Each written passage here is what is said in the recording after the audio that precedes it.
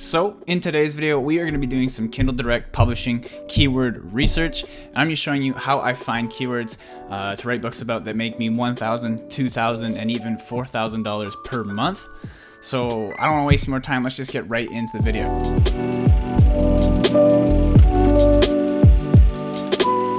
What is going on, guys? My name is Dane. If you're new here, welcome to the channel. On this channel, we talk about Kindle Direct Publishing, online entrepreneurship, and lifestyle videos mainly. So if you're new here, make sure you drop a like on the video, subscribe to the channel, and turn on the notification bell if you're interested in the kind of content that I make. So for today's video, like I've already mentioned, we're going to be doing some keyword research for Kindle Direct Publishing, and I'm just showing you how I find my keywords for my books, and then I'm going to show you ways that you can implement that into your routine and some ways that you can use that to find keywords for your books. So I got some stuff on the screen here. I'm just going to get right into the content. I don't want to waste any of your time. So let's get right into the first slide here, which is the name of my new free publishing course. I'm just going to plug it right here just before we get into the video. It's completely free. The link is in the description down below if you want to get into the course. The lesson that I'm going to be teaching you today, keyword research, is gone over a lot more extensively inside the course. And this course isn't some webinar or anything like that. It's a full-on course with like 5 different sections. And in each section, there's 5 different videos that teach you exactly how to go from a complete beginner to a person who has their first book onto Kindle Direct Publishing. So like I said, in this lesson today, this lesson is available in the Publisher Startup course, which is in the description down below. You can click that and sign in for free. There's a Facebook group and everything. All the resources, everything is completely free. I'm going to be charging for it in the future, but right now it's totally free, so get in there while you can. But throughout this video, I'm just showing you how I do my keyword research, and I call it keyword curation, as you can see on the screen here. In the course, I give you guys an organizer, which is like this big Google sheet. It's very extensive, has a bunch of different sections that helps you organize and just keep track of all the keywords that you find using the method I'm going to use in this video. I'm not going to use that in this video, so if you want to get that, you're going to have to get into the course. For this video, I'm just going to show you me doing some research on a couple of keywords. I'm not going to do like 10, 50 keywords. That will take way too long. When you're doing this, you should be doing 10, 50 keywords. So that's why there's this organizer sheet, because it can get very confusing if you have a bunch of keywords listed out and you have to keep track of them all. So like I said, that resource that helps you keep track of them, it's a Google sheet. I've made it specifically for Publisher Startup. You can get that in the course by clicking the link down below. So let's get into keyword curation. So the objectives for this video are me learning what the significance of a keyword is in publishing. Then we're going to learn why data and numbers are always #1 in keyword curation. And then we're going to determine how to find the best keywords in your niche. So let's dive right into this. So first things first, what is a keyword? This is for anyone who's a beginner, not sure what I am talking about. I'm going to tell you quickly what a keyword is before we get into the good stuff. So a keyword is one or more words that can relate to your chosen niche. For example, the phrase knitting for beginners is considered one keyword, not 3 separate keywords. So I see lots of beginners that aren't familiar with the term keyword, thinking that it only means one word. It can mean one word, but it also can mean like a short phrase. So for example, in this instance, knitting for beginners is 3 separate words, but that's still considered one keyword. While I should say, knitting can be a keyword too. For beginners, not so much, but knitting can be a keyword as well. But knitting for beginners is considered a keyword. So the keyword falls under crafts, hobbies, and home, which is the surface level niche. And then knitting falls under the sub-level niche on the Amazon bookstore. I'm going to show you what all these things mean in just a second when I go through the store. So let's learn why keyword research is the production line of your business. So keyword research and curation is arguably one of, if not the most important aspects to publishing and exceeding with this business model. If you get lazy during this stage, your entire business will quickly disintegrate. And I cannot preach this more. If you just go half-assed on this kind of thing and don't really focus on your keywords and put a lot of time and effort into finding good keywords, it'll come back to bite you. Your business will disintegrate. You'll find terrible keywords. Like I say here, keywords are the bloodline of your business. Without them, it would be dead. Bad keyword research equals bad books, bad results, and then feeling terrible. So it's just this feedback loop that is not good. It's a negative feedback loop. So your inputs really equal your outputs in this instance. And what I mean by that is what you put in, you get out of it, right? So you need to put in a lot of focus into this and apply it 100% after you learn it. So here's some things to keep in mind. It's no use overthinking this step though, even though I'm making it sound like it's the most important thing ever. It's no use overthinking it. A lot of people tend to get hung up on what keywords to go for and if the numbers are good enough to make a book about it.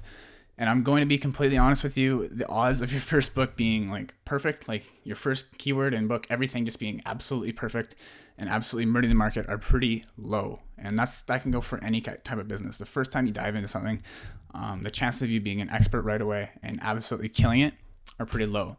So of course, if you follow my methods and like step by step, your odds will increase drastically because I have some laid out steps here that are proven, they work. So if you follow the methods I use to find keywords, which I'm going to show you in a sec, your odds will increase quite a lot. And simply put, there are really good keywords and there are really bad keywords. So there is stuff in between, don't get me wrong, but finding that perfect high-end top-tier keyword is kind of a challenge. But if you get good at it, you can find them. It's just like very, very difficult to get on that level, especially your first try. However, there are no perfect keywords. I just said there might be some, but in reality, an absolute perfect keyword that is like a 10 out of 10 on every single scale, it's not going to happen. Okay. So don't shoot for that area. Like I said, don't overthink this step. If something's not perfect here, but the rest of things are perfect, then still go for it. It doesn't matter if they're not all perfect. And I'm going to show you what all these different parameters I take into account are when it comes to doing keyword research. So last thing before we get into some keyword research is letting the numbers do the talking. This is very, very important. So let's quickly go over this. What I mean by this is never pick a keyword out of emotional or opinionated influence. So for example, say you have an emotional attachment to taking care of some super rare foreign lizard that is nearing extinction. Don't write a book about it simply because you think everyone has the same emotional attachment as you do. Odds are they don't, and that's just the hard truth. Like, don't write a book about something that you have all this interest in, but you haven't performed any kind of research on it. You're not sure if it's the numbers are good. You just think that it's going to be good because you like it. Not a good idea. Another example is if your grandpa suggests you write a book about remote control submarines. And don't ask me how I came up with all these topics. I just literally threw them together when I was making these slides. Imagine he says this and because he thinks it would be an interesting topic. Do not begin making a book based solely off of his opinion. Perform the research, see what the numbers are like, and then base your choice off of those. Numbers don't lie in the business, and they definitely don't lie in keyword research either. Always put the numbers first, and if they don't look good, the chances are very high that a book based on that topic won't do very well. So now we're getting into doing some keyword research here. So before we do that, we got to learn what tools we need to have in order to perform this kind of keyword research. So the links are available in the description down below this video. But the first one is going to be Google Chrome, and you need that in incognito mode. It comes with incognito mode, but if you don't have Google Chrome on your computer, download that now because you're going to need that because you need to install some tools onto Google Chrome. And you're probably wondering why incognito mode? Just because if you're in regular mode, Google stores cookies and stuff, and it might skew the results that you get when you're doing keyword research. So use it in incognito mode. Second thing is KD Spy. This is a Chrome extension, and it is $47. So just keep in mind. Full disclaimer, I do have an affiliate link down below. If you click that link, I will earn a commission off of a sale that from you purchasing the software. But in my opinion, like if you don't use KD Spy to find keywords, like I'm not even going to go in depth on how to do it because it takes way too long. KD Spy just speeds up the process so much and saves you so much time. It becomes invaluable after like 3 or 4 uses. So that's all I have to say about that. It's only $47. It's one time. It's not like per month or anything. It's one-time payment. The next thing is a free one, Amazon DS Quick View, which is just a nice little thing to have on to see what bestsellers rankings books have just from a quick glance. That'll be below in the description too. It's free.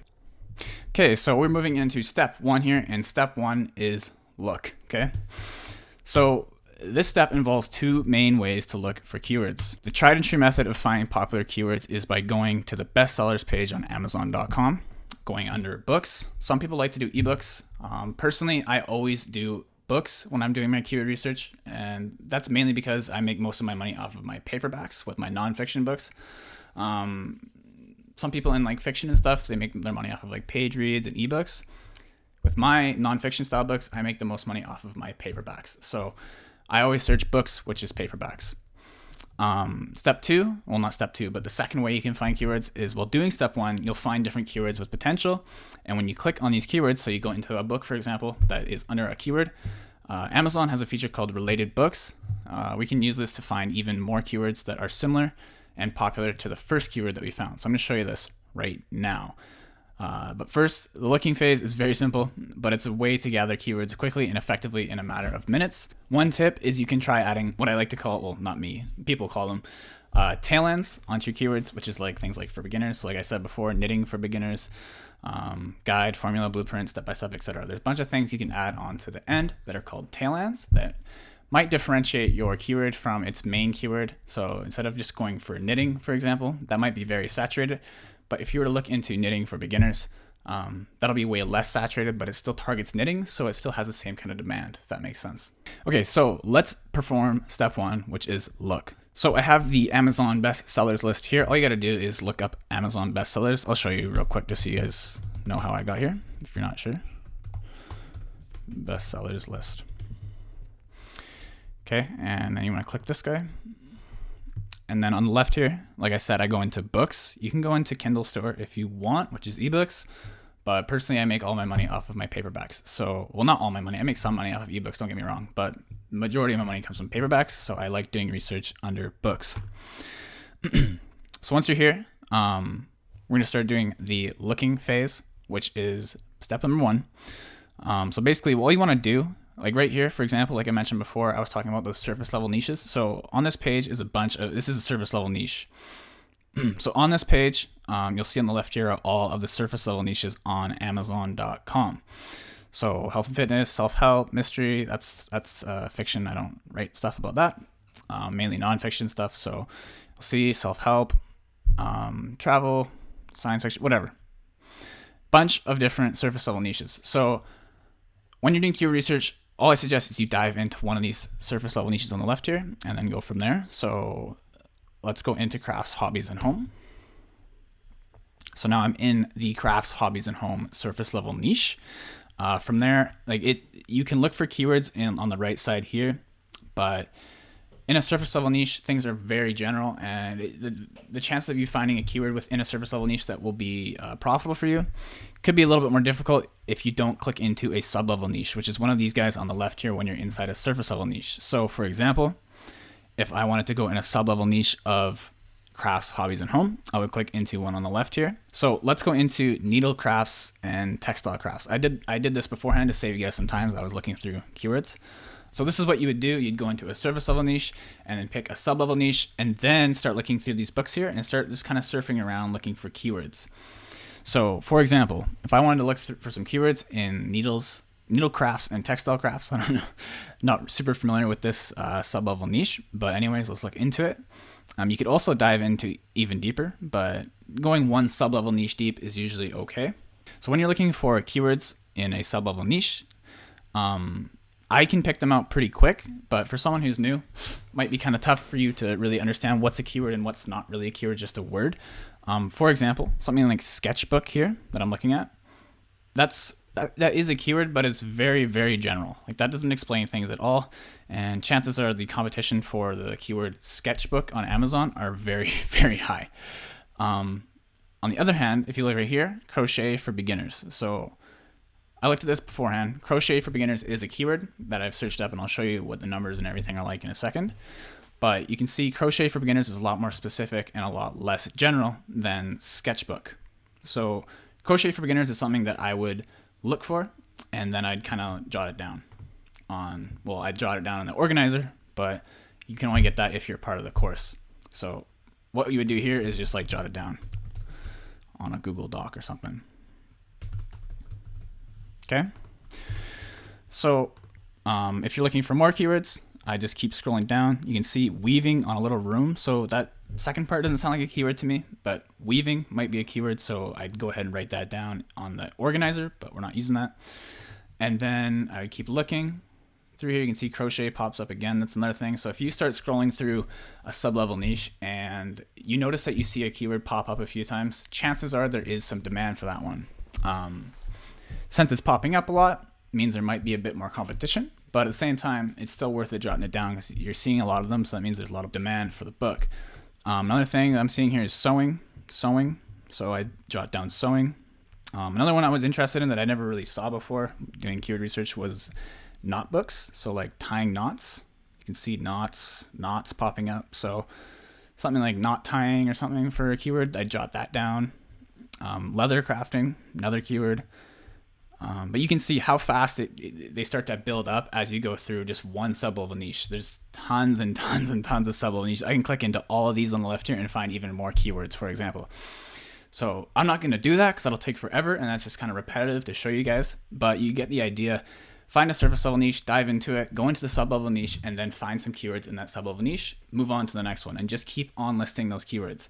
And like I said, you're going to have a lot of keywords, so organize them can be a pain. So I've made an organizer. If you click the link in the description, you can get that organizer for free in the course. Okay, so now that we've got, let's just go with 2 here, which are going to be crochet for beginners and tying knots. So moving into step 2 now, and we are going into the analyze phase. So once you've listed out your potential keywords like we did, you're going to be doing it in your organizer because you're going to be part of Publisher Startup. But for me, I just put them onto a Google Doc just for now, for reference sake. It's time to analyze them and see if they're worth your time. So first thing to do is check the book results on the first page and make sure around 5 to 10 are related to your main keyword. So what you want to do is search your keyword in the Amazon search bar, see what pops up, and then go through that list and just make sure that all of the books under that keyword are related to the same keyword. If you search a keyword and then some of the books are different keywords and like they're not related to that main keyword that you searched in the Amazon bar, chances are that the keyword you found is it's way too specific, and it's just not really a keyword on Amazon. It's more so just a phrase that you found. So that's the first thing I like to do. Just make sure that it has some relevance and that it has other books that are around it, and the keyword is actually a keyword on Amazon. So number 2 is going to be checking the average BSR using KDP Spy, that Chrome extension we talked about. I'll show you how to install that. And I'm going to make sure it's below 150,000 average BSR. I'll show you what this means in a sec, don't worry. And don't forget to remove the outliers. I'll show you what that is in a sec. Number 3 is we're going to check the amount of results that show up for that keyword. Personally, I know lots of people have different opinions about this, but personally, when I'm finding books, I like to look for things that have less than or equal to 5,000 results on the Kindle or on the Amazon bookstore. Anything below 5,000 is usually okay for me to get into, and I can compete with it. And then number 4, finally, check its relevance by using the Amazon search bar. You want its exact match to show up in the first 5 suggestions, and I'll show you what that means right now. So let's do this with one example. Let's do it with crochet for beginners. So the first step we had there was seeing what pops up on the results page. So if I type in my keyword,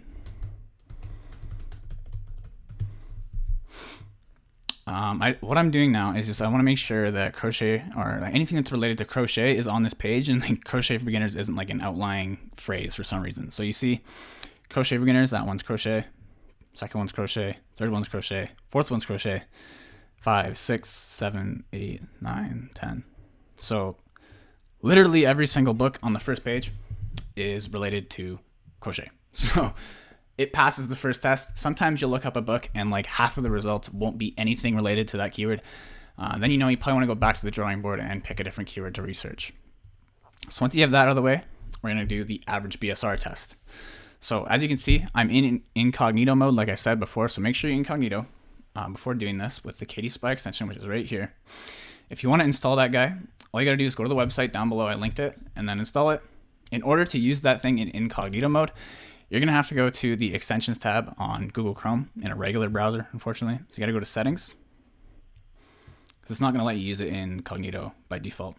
Go left here to extensions, find it in your list, go to details, scroll down, and allow incognito.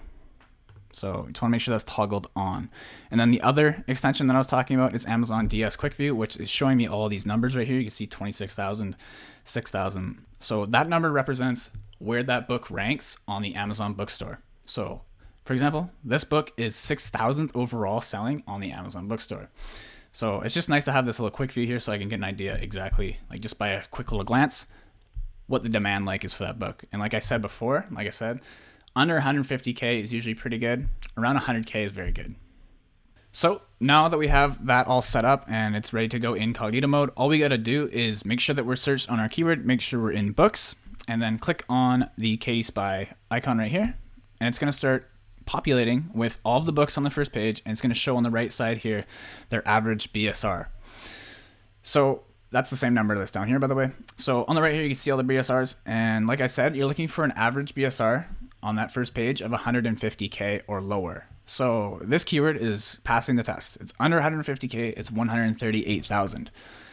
If you remember, I said remove the outliers too. So personally, I like to, I know some people only like removing like 1 or 2 outliers.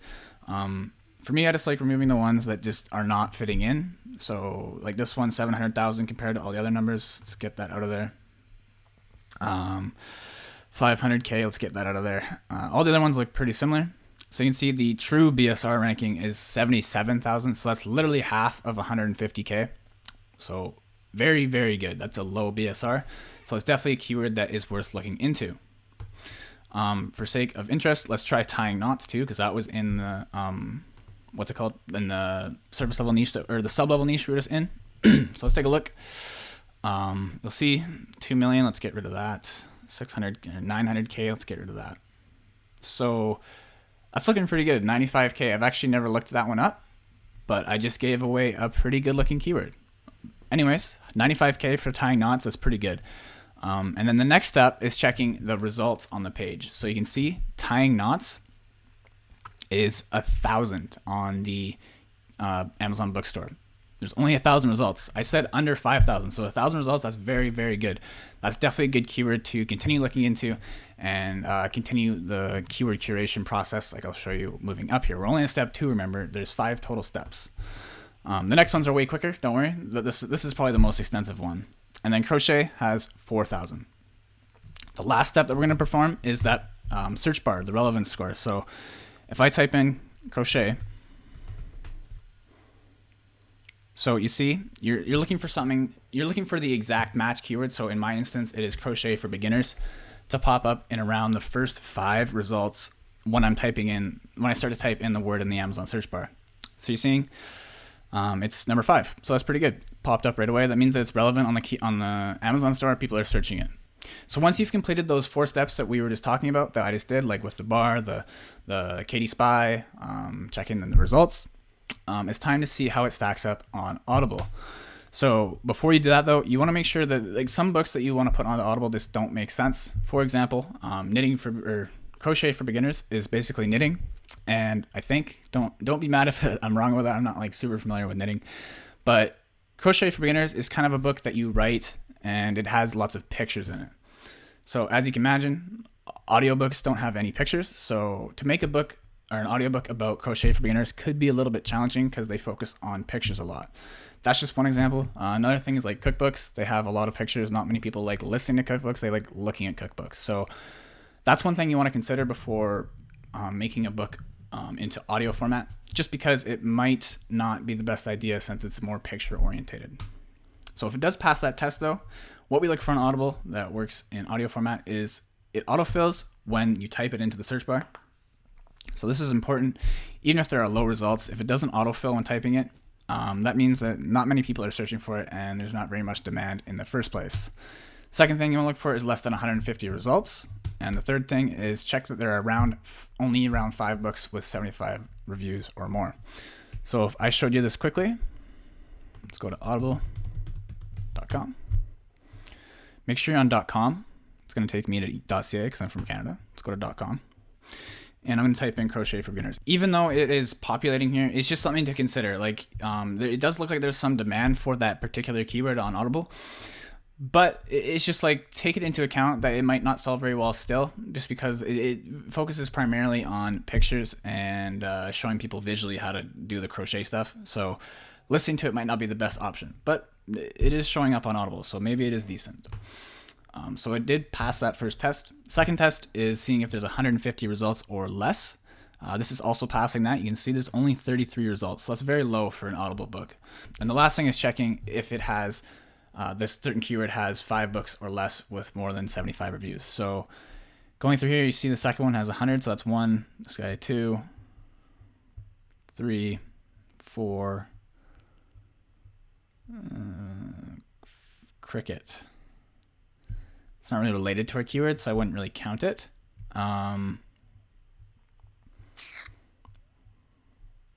So I'm seeing like 4 that are above 75, so that's pretty good. So this keyword's literally passing all 3 steps, even though I already said it's not that great of an option. So that is something to take into account. Even though your book passes every single step on Audible, the main thing to consider is if it makes sense on Audible or not. If it doesn't make sense, then chances are it's not going to do very well, even though it might pass all these steps. And even though I'm saying that, I'm not saying don't try it. You can definitely give it a go, see if it works, but that could be risky. Like, you never know if it's going to sell or not, just because it's mainly a picture book. But who knows? Maybe you can do this without pictures, and then it'll work totally fine. So that's step 2. That's the longest step of the entire keyword curation thing. Let's move into step 3, basically taking your keywords, documenting them, and figuring out what platform is best for it. So at this point, you should have an idea of where your keywords sit in terms of KDP and Audible. If they work on Audible, if they work on KDP, if they work on both. Now it's time to document and predict if these keywords would be good for both platforms, like I just said, or just one or the other. So do this for all the keywords you find with potential and see how they stack up against each other. So at this point, you've started off with your big list looking. That was step 1. Step 2, you did all the analyzing, seeing if they're profitable on KDP and if they're profitable on Audible. If they've made it through both of those steps, so basically you're cutting out keywords that don't make it through those steps. Once you get to step 3, if they've made it to step 3, check and see if it's going to work on Audible or on KDP, or if it's going to work on both, and just jot that down. So that's all step 3 is. Not very difficult, but it's important because it just helps you visually see which ones are good on both platforms and which are good on either one. So once you got that out of the way, step 4 is called deciding. And this is a very, very important step. It's not the longest step, but personally, I think this is the most important step in the entire keyword curation process. So now it's time to ask yourself a few questions in relation to your keywords. Number 1, am I invested in the niche/type of books that I found? One of my friends said that genre and niche should not go together, so I kind of want to remove that. But for now, just pretend that genre in there says topic. It should say niche/topic of books I found. So am I invested in that niche/topic of books? Number 2, is this a keyword I could spend a lot of time researching and doing a deep dive into? So what I mean by that is this keyword something I can make a big book, or not a big book about, but a book that's very extensive, has lots of good information about it. It's not just like a cut and dry, boring topic. It has a lot of things that I could write about, and it's interesting to make. Number 3 is, does the surface level niche have legs? So are there more sub-level niches alongside that particular keyword that you can make books about? So not only am I making books about crochet, might make some books about knitting, might make some books about all these other things to do with textiles, like those knot ones, for example. So are there similar niches that are within that same surface level niche that you can make books about? Because if there's books you can make that are similar to your keyword within the same surface level niche, that means that you can kind of become an expert within that surface level niche. And all the books you make will be similar. You like making them, and they're just higher quality because you care more about them. And finally, number 4, that should say, does my research results so far show that everything is being potentially profitable? So we've already kind of covered that in the last section. If you've gotten to this step, your keywords should be showing that already. So number 4, you should have a yes for that. Number 3, crochet for beginners. I'll just run you through this, for example. If I want to go to number 3, does the surface level niche have legs? I would say yes, it does. There's like all these different topics I can make that are related to crocheting. Number 2, is this a keyword I could spend lots of time researching and do a deep dive into? I looked through a couple of the crochet books to see what they're like. I used the look inside feature just to see like what their table of contents look like, and it looked like there's a lot of stuff that you can make the book about, lots of different topics, lots of different chapters. So it definitely is an extensive book that I can make a good solid book about. And then number 1, the first question I talked about is, am I interested in the niche? Personally, not really. I'm not really into crocheting. Maybe someone else is, but generally speaking, if you can confidently answer all of these questions, or at least 3 with yes, you've found a keyword that has potential and could work for you. So the reason why this is so important is because this phase basically shows you if you like the keyword and if it has potential, beyond just that looking at that BSR number. Because I know that a lot of people The only thing they do is check and see if that BSR number is below 150, and then they'll make a keyword, or they'll make a book about it, or they won't make a book about it. There's a lot more things to consider when it comes to keyword research beyond that BSR number. Don't get me wrong, the BSR number is very, very important, but you want to make sure that you like that book you're making the book about, because if you don't like it, then the quality is going to take a hit, and you're just not going to be very invested in that particular keyword. So that's why I think this step is very important. And finally, step 5 is simply repeat the process. Simple as that. You've gone through it once, do it again. You'll find more keywords that you didn't see the first time. So like I said here, once you've completed all the steps and have an idea of the keywords you're interested in, repeat the process as many times as you like. You might find more keywords that you could be profitable for you. You'll find that you looked over some keywords your first time going through the process, and that they might actually have potential as well. So it's always worth it going through it a second time through, just to see if you overlooked some keywords, didn't see them the first time. You never know, one of those keywords that you overlooked might be your $1,000 per month moneymaker, right? So make sure you go through it a couple times and make sure you didn't forget anything. And finally, I know this video is getting very long. This is the last part, I promise. Additional factors to consider. The reason why this video is so long is because keyword research is so important in publishing. I just want to say that because if you don't take your time and go through all these steps, like I said before, publishing books is a long-term game. If you half-ass things and you go through it and you do short-term things and not with a long-term mindset, you're going to pay for it in the future. So here's some additional factors to consider when you're doing your keyword research. So the first thing is some keywords are not allowed to be advertised. And part of our launch strategy that we use in the course heavily relies on setting up your ads and getting traffic to your books that way. If you can't advertise a book, then simply put, you're not going to get very many traffic to it, and you're not going to get very many sales. So if you can't advertise your book, that's a bad thing. So to make sure before you even start, if you hire a writer, before you hire a writer, make sure you check and see if that keyword can be advertised. And things that can't be advertised are keywords that are like in relation to violence, pornography, anything in that nature that's kind of like 18 plus related. Make sure you consider that before you pick a keyword to make a book about, because it might not be able to be advertised. The second thing is all the data you get from this research method is ballpark. So just keep that in mind. I want you guys to know that all the stuff, it's just my suggestions. These are just based off of my experience and my opinions. All the information that you get from this keyword curation method is just my opinion, and it's worked for me. So it's definitely something to use, but just make sure, just keep in mind it is ballpark. And even though a keyword might not have, like maybe it's 160K, average BSR is not 150K, it's still okay to go with. They're just general guidelines to follow. And the third thing is consider books that do and don't make sense in audio format. We've already covered this, but it's just definitely something you need to consider before diving into an audiobook. Sometimes low results on Audible, I think I mentioned this already, or KDP means the demand is low. So even though you see numbers that are super low, like for example, if you look on KDP and the results are like 400 results, like I said, you want it under 5,000. Even though it's 400, that might be a good thing. It might be lots of demand, but you want to make sure that the BSR is low as well. If the BSR is super high and the results is low, that book has no demand. So you want to make sure, or that keyword has no demand. So you want to make sure that the factors all kind of work together. Low BSR, low results, so high demand, and lower competition. Another thing, don't forget to remove the 1 to 3 outliers using KD Spy. I showed you how to do that. You just click X. If it doesn't remove the zeros, make sure you remove the zeros as well. I think it automatically removes books that have a 0 BSR. A 0 BSR just means the book is brand new and it hasn't started ranking yet. And finally, do not forget to check if your keyword is trademarked before researching. This is a big one because if your keyword is trademarked, then you cannot make a book about it. Like, you don't want to get banned off of KDP for using a trademark term. So I'll leave a trademark checker in the description of this video. You can click that and you can use it to check and see if the keyword you're using is trademarked. Oftentimes you'll be fine if you have, say, crochet for beginners, and the trademark term is crochet. If your title of your book is crochet for beginners, you should be fine. Just using the exact same term is not a good idea to do. Okay, so this has been a long video, but it's an important video, and I hope it provides some insight on how I find my keywords. Like I said many times, make sure you click the link in the description to get into Publisher Startup for free. And I think this is lesson 2.2 in the course, and you'll get that Google Sheet organizer like I've talked about the entire video. I haven't showed you it yet, so I'm just teasing you. If you want to get that thing, you got to get into the course and you can download it, and it'll keep all of your keywords super organized. It has different tabs.